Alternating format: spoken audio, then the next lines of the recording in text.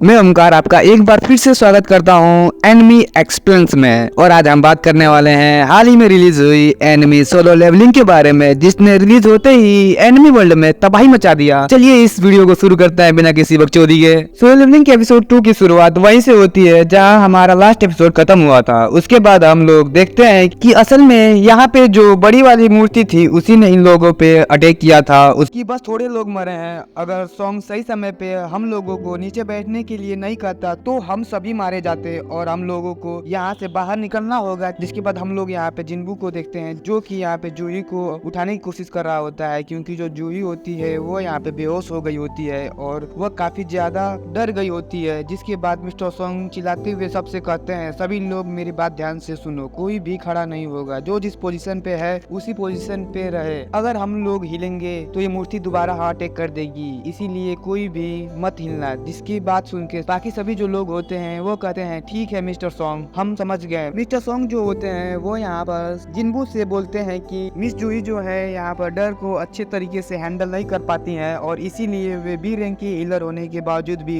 सी या D rank के red में ही जाती हैं। पर यहाँ पर तो मेरे को कुछ गड़बड़ ही लग रहा है। जिसके बाद ये लोग मूर्ति को देखते हैं और मूर्ति की आंखों में से धुआं निकल रहा होता है और ये सभी लोग काफी ज्यादा डरे हुए होते हैं। मिस्टर सॉन्ग जो होते हैं वो जिन्बू से कहते हैं कि सिर्फ वही लोग मर रहे हैं जो हिल रहे हैं। जिन्बू भी कहता है हाँ ये बात तो सही है। और तभी जिन्बू की जो नजर होती है वो मिस्टर सॉन्ग के कटे हुए हाथ पे जाती है, जिसको देखने के बाद जिन्बू कहता है सर आपका हाथ। तब मिस्टर सॉन्ग कहते हैं कि इसकी चिंता तुम मत करो, मैं ठीक हूँ, ये जो मेरा खून निकल रहा है बस इसको रोक दो। जिसपे जिन्बू उनके हाथ पे पट्टी बांध देता है। जिसके बाद मिस्टर सॉन्ग यहाँ पे जिन्बू से पूछते हैं तुम्हें क्या लगता है इस बॉस का लेवल क्या होगा। वैसे तो मेरे को भी नहीं पता। मिस्टर सॉन्ग बताते हैं कि मैंने इससे पहले सी रैंक या डी रैंक के रेड में ही जाता हूँ, कभी कभार मैं बी रैंक के रेड में भी चला जाता हूँ, पर मैं इतना तो कह सकता हूँ कि ये डेंजर ना ही सी रैंक का है और ना ही बी रैंक का है, ये शायद ए रैंक या एस रैंक का है। जिसके बाद मिस्टर सॉन्ग जिन्बू कहते हैं कि वहाँ पे जो 3 नियम लिखे हुए थे, पहला लॉर्ड की पूजा करो, दूसरा लॉर्ड का सम्मान करो और तीसरा अपना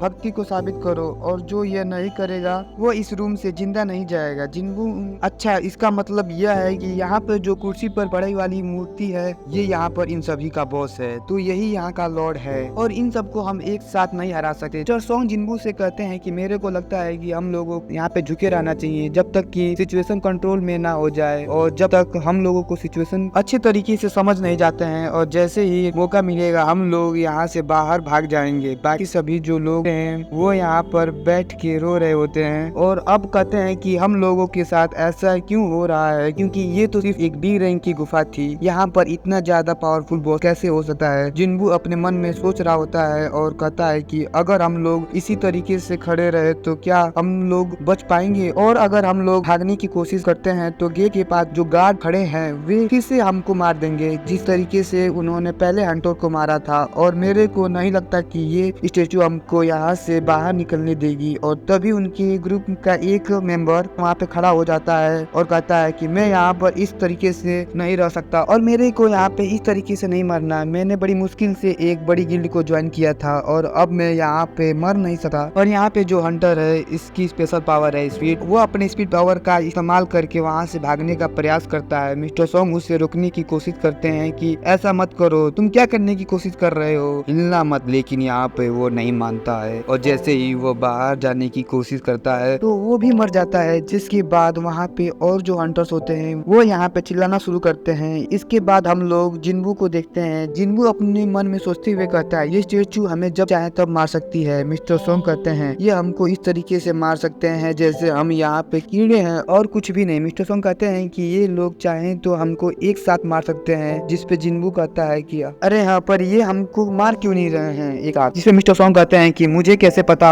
वैसे ये जो बड़ी वाली मूर्ति है ये हम लोगों के ऊपर डायरेक्ट हमला नहीं कर रही है जब तक कि हम मूवमेंट नहीं कर रहे हैं, और ये बाकी दानवों से बिल्कुल अलग है क्योंकि बाकी दानव तो हमें देखते ही हमला कर देते हैं, लेकिन ये उस तरीके से हमला नहीं कर रही है और ये लोग एक प्लान के मुताबिक काम कर रहे हैं। इनका एक पैटर्न है जैसे कि सामने यहाँ पर जो गेट के पास स्टेचू खड़ा है, जैसे कोई गेट को टच करने जाता है वह स्टेचू उसे मार देती है। और ये जो बड़ी वाली स्टेचू है जब हम लोग हरकत करते हैं तब ये यहाँ पे लेजर बीम छोड़ती है अपनी आंखों से और हम लोगों को मार देती है। और जैसे ही जिन्बू पैटर्न के बारे में सुनता है तो उसको कुछ याद आता है और वो कहता है मेरे को यहाँ पे कोई पैटर्न ढूंढना पड़ेगा और इसके बीच का मतलब समझना पड़ेगा, आखिरकार ये कर क्या रही हैं। तो मिस्टर सोंग कहते हैं कि मेरे को लगता है कि इस कमरे के अंदर एक अपना अलग रूल है, हम लोगों को उस रूल को फॉलो करना होगा। जिन्बू की नजर उन बोर्ड पे पड़ती है, जिसके बाद वो यहाँ पर मिस्टर सोंग से पूछता है कि वैसे मेरे को आप पहले नियम बता रहे थे। तब मिस्टर सोंग उसको बताते हैं कि उनमें से पहला नियम था कि लॉर्ड की पूजा करो। जिन्बू सामने बड़ी वाली मूर्ति को देखते हुए कहता है कि मुझे लगता है कि